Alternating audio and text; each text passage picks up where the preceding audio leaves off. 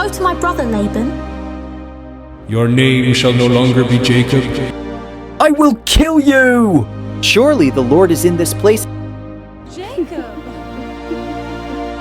and I did not know it. But Israel.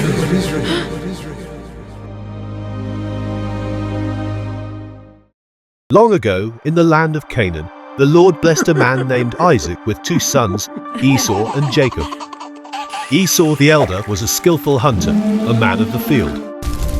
But Jacob the younger was a quiet man, dwelling in tents. Their mother, Rebekah, loved Jacob dearly, while Isaac had a special fondness for Esau. Yet, it was Jacob who would carry forth the promise of God given to his grandfather Abraham. One day, Esau returned from the field, weary and famished. He saw Jacob cooking a pot of lentil stew and begged his brother for some. Seizing the opportunity, Jacob said, "First sell me your birthright." Desperate and careless, Esau agreed, saying, "What good is a birthright to me if I die of hunger?" And so Esau despised his birthright, trading it for a simple meal, while Jacob gained the blessing destined for the firstborn. As Isaac grew old and his eyes dimmed, he called Esau, intending to bless him before he died.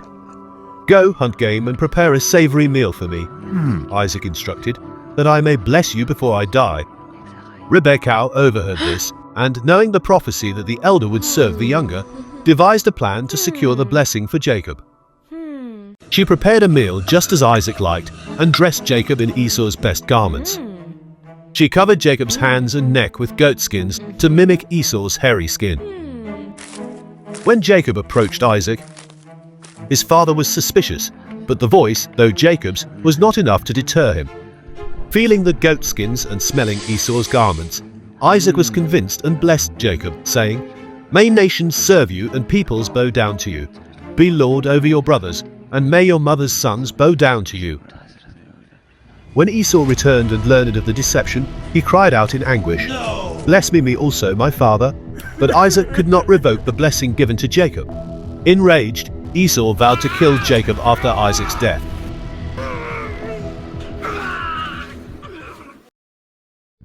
Rebekah, fearing for Jacob's life, urged him to flee to her brother Laban in Haran, saying, "Stay there until your brother's fury subsides." As Jacob journeyed to Haran, he stopped to rest, using a stone as a pillow. That night, he had a dream of a ladder set up on the earth, with its top reaching to heaven.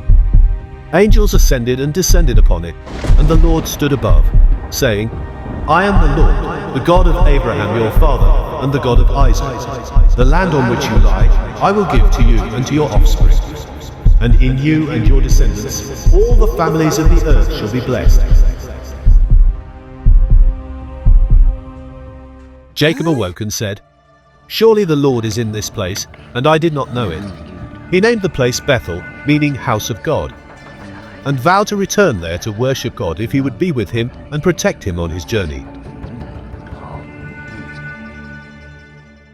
In Haran, Jacob met Rachel, Laban's younger daughter, and loved her deeply. He agreed to work 7 years for Laban in exchange for her hand in marriage. But on the wedding night, Laban deceived Jacob, giving him Leah, Rachel's elder sister, instead. When Jacob protested, Laban agreed to give him Rachel as well on the condition that Jacob work another 7 years. Thus, Jacob served Laban 14 years and married both Leah and Rachel, though his heart belonged to Rachel. Leah bore him many sons: Reuben, Simeon, Levi, Judah, Issachar, and Zebulun.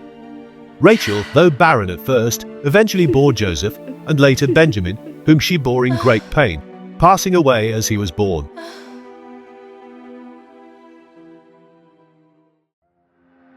During his time in Haran, Jacob's wealth grew as he skillfully managed Laban's flocks. Yet, tension arose between them, and God spoke to Jacob, saying, "Return to the land of your fathers and to your kindred, and I will be with you." Obeying the Lord, Jacob gathered his family, his flocks, and all his possessions, and left Haran secretly, setting out for the land of his fathers. Unbeknownst to Jacob, Rachel had taken her father Laban's household idols, hiding them among their belongings.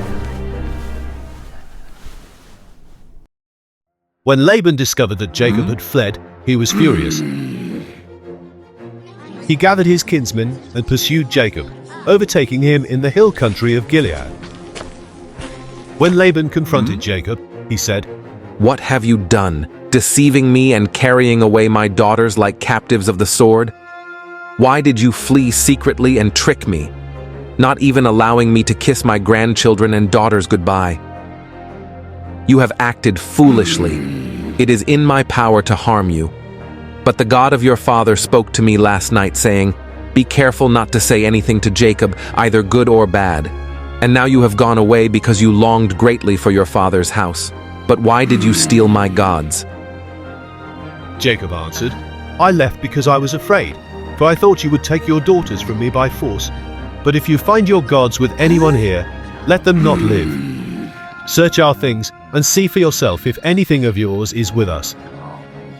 Laban searched through Jacob's tents, as well as the tents of Leah and the two maidservants, but found nothing. When he entered Rachel's tent, she had hidden the idols in the camel's saddle and was sitting on it. When Laban approached, Rachel said to her father, "Let not my lord be angry that I cannot rise before you, for the way of women is upon me." Laban searched the tent, but did not find his idols. After Laban's search yielded nothing, Jacob's frustration boiled over, and he confronted Laban with his grievances. "What is my offense? What is my sin that you have hotly pursued me? For 20 years I have been with you. Your ewes and your female goats have not miscarried, and I have not eaten the rams of your flocks. Whatever was torn by beasts, I did not bring to you, I bore the loss myself. You changed my wages 10 times, but God did not allow you to harm me. If the God of my father, the God of Abraham, and the fear of Isaac had not been with me, surely now you would have sent me away empty-handed. But God has seen my affliction and the labor of my hands, and last night he rebuked you." Laban, realizing the futility of his pursuit and the divine protection over Jacob, softened his tone. "The daughters are my daughters, the children are my children, the flocks are my flocks, and all that you see is mine. But what can I do this day for my daughters or for their children whom they have borne? Come now, let us make a covenant, you and I, and let it be a witness between you and me." So Jacob took a stone and set it up as a pillar. He said to his kinsmen, "Gather stones."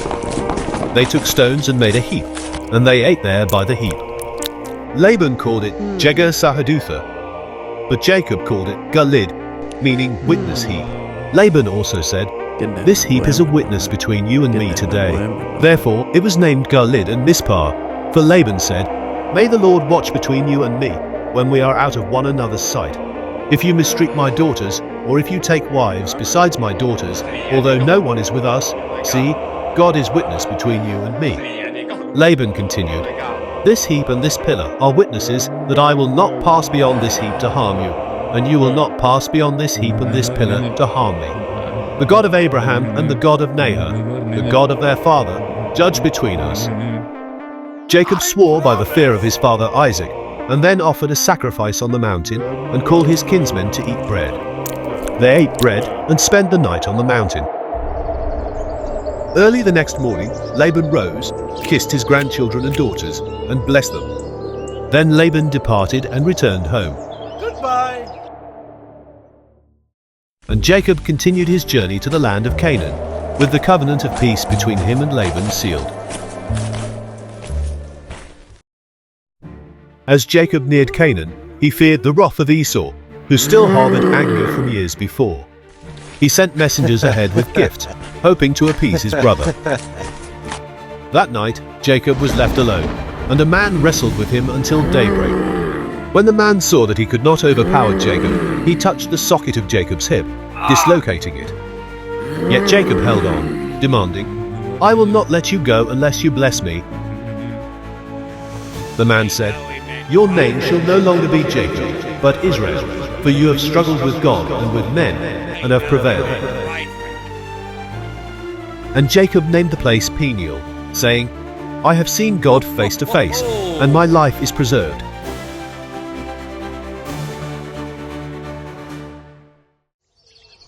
The next day, Jacob met Esau, who, to Jacob's surprise, embraced him with tears, forgiving the wrongs of the past.